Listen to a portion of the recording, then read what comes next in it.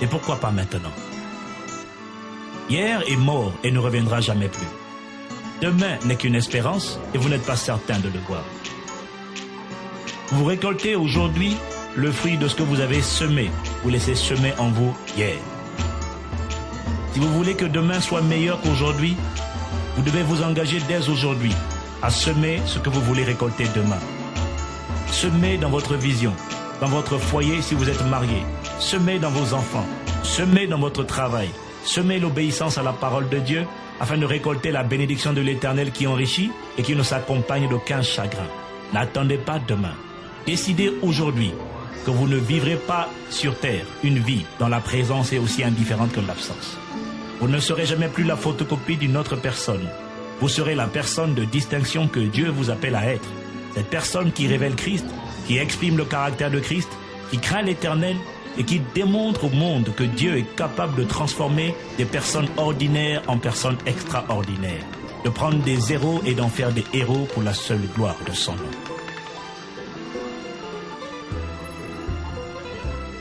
Dans ce livre, je me suis appesanti uniquement sur l'être.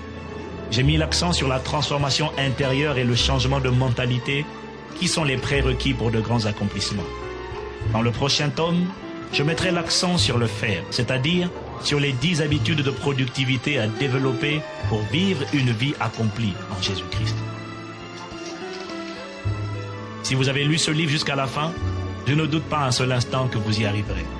Dieu le fera par sa puissance qui agit en vous.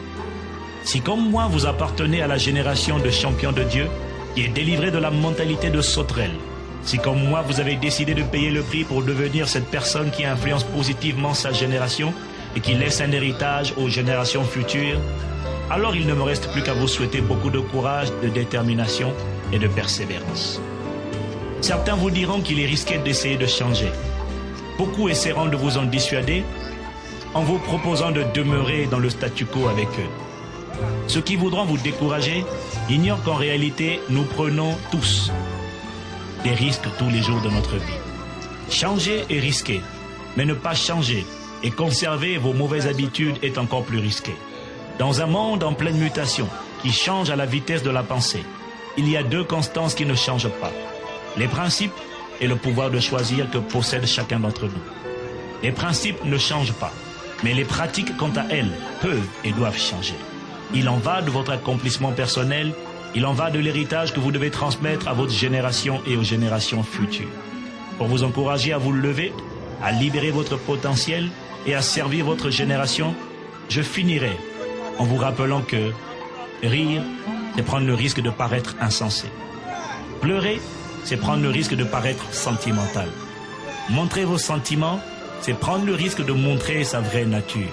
Parler de ses rêves, c'est prendre le risque d'essuyer les moqueries des autres. Aimer, c'est prendre le risque de n'être pas aimé en retour. Vivre, c'est prendre le risque de mourir. Essayer, c'est prendre le risque d'échouer. Mais la plus grande tragédie dans la vie, c'est de ne rien risquer du tout. Alors levez-vous et mettez-vous en route vers votre destinée, car toute la création attend votre manifestation. Que Dieu vous bénisse et rendez-vous au sommet.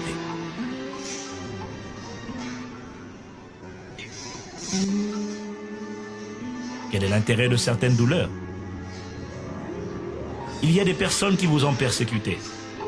Cela vous a contraint à vous rapprocher de Dieu et à le prendre lui seul pour appui. Certaines vous ont trahi, ou vous trahiront, rassurez-vous, ça viendra.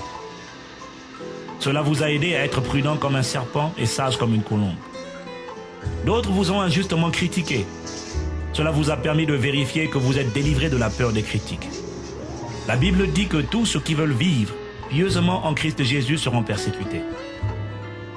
Vous ne pourrez pas progresser sur le chemin de la vie si vous n'êtes pas libéré de la peur des critiques.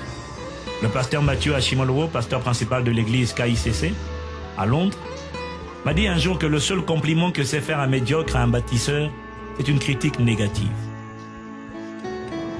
John Maxwell, l'un des plus grands experts en leadership dans le monde, dit également que la réussite vous attirera beaucoup de faux amis et de vrais ennemis. Mais réussissez quand même. Votre destinée contient des ennemis. Vous avez besoin d'ennemis. Vous avez besoin de géants. Vous avez besoin d'adversité et d'épreuves. Dieu place des géants sur votre trajet pour vous signifier que vous êtes arrivé à destination. Les géants sont comme un panneau de signalisation qui indique « Voici le territoire que je vous appelle à conquérir ».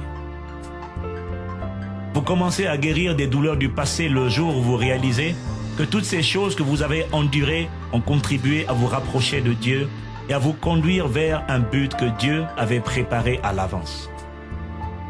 Dr. Joyce Meyer, qui figure parmi les femmes de Dieu et prédicatrices les plus respectées aux États-Unis, a été violée et abusée plusieurs fois dans son enfance, également divorcée à l'âge adulte. Aujourd'hui, elle est un instrument puissamment utilisé par Dieu pour guérir des millions de personnes abusées physiquement, sexuellement ou émotionnellement. Elle a souvent demandé à Dieu pourquoi elle est passée au travers de toutes ces tribulations, sans avoir jamais de réponse précise.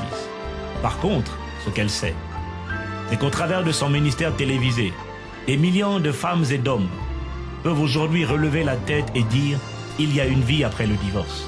Il y a une vie après les sévices. J'en suis un témoin oculaire. » La vérité est que vous n'êtes pas très convaincant lorsque vous parlez de quelque chose que vous n'avez jamais connu. Vous ne pouvez pas conduire une personne là où vous ne vous êtes jamais rendu. Vous ne pouvez pas aider une personne à se libérer d'une servitude à laquelle vous êtes au travers du désert lorsque vous n'êtes pas encore sorti de ce même désert. Vous ne pouvez pas conduire les autres à Canaan lorsque vous n'y êtes jamais allé. Savez-vous que Dieu est capable de vous envoyer dans le désert pendant 40 ans, simplement parce qu'il sait que beaucoup parmi son peuple vont avoir besoin de votre expérience dans 40 ans? Savez-vous que Dieu est capable de vous faire traverser des tempêtes et des vents violents, donc de mettre votre vie en danger, simplement pour que vous alliez de l'autre côté du fleuve pour aller libérer une personne? Relisez l'histoire du démoniaque de Gerasa en Marc chapitre 5 verset 1. Si Jésus a fait prendre de tels risques si grands à ses disciples, c'est parce que cet homme était possédé par des esprits impurs qui contrôlaient toute une région, et pas uniquement un corps. La Bible dit en effet qu'il faisait régner la terreur dans toute la région, et que personne ne pouvait le dompter. Il imposait le silence à tout le monde, et tous avaient peur de lui. Cela se produit encore aujourd'hui dans des villes, dans des régions et dans tous les pays.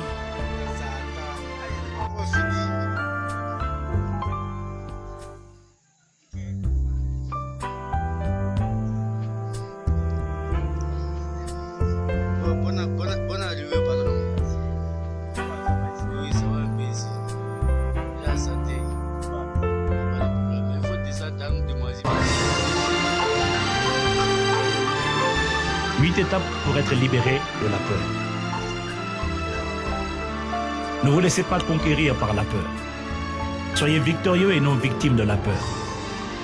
Regardez au roi invisible et pas aux montagnes visibles qui se dressent devant vous. Focalisez-vous sur les promesses et non sur les problèmes, sur les opportunités et non sur les obstacles. Confessez régulièrement votre assurance dans la parole de Dieu et recevez le courage d'aller de l'avant en regardant à Christ, l'auteur de votre foi et celui qui l'amène à la perfection. Je vous suggère les 8 étapes suivantes pour vous libérer de l'emprise de la peur. 1. Réalisez que la peur est une émotion derrière laquelle se cache un esprit. 2 Timothée 1, verset 7. Un esprit de peur est un esprit dont la nature est la peur. Autrement dit, c'est un esprit qui a peur et qui manifeste ce qu'il est. Puisqu'il a toujours peur, si vous demeurez dans la peur, vous l'invitez implicitement et il manifestera en vous ce qu'il est, tout simplement. Comprenez-moi bien, avoir peur ne signifie pas être possédé par un esprit de peur. Mais par contre, si vous demeurez en permanence dans cet état de peur chronique, vous risquez d'attirer à vous cet esprit de peur. Point numéro 2. Créez une atmosphère de louange et d'action de grâce autour de vous par la prière. Dieu siège au milieu de la louange. Il monte au son des cris d'allégresse de son peuple. En face de la peur, faites monter l'intensité de la présence divine en vous par la louange et les actions de grâce. Il y a toujours une intensité de présence divine devant laquelle aucun ennemi ne pourra résister. Philippiens chapitre 4, versets 6 à 7. Ne vous inquiétez de rien, mais en toute chose faites connaître vos besoins à Dieu par des prières et des supplications avec des actions de grâce.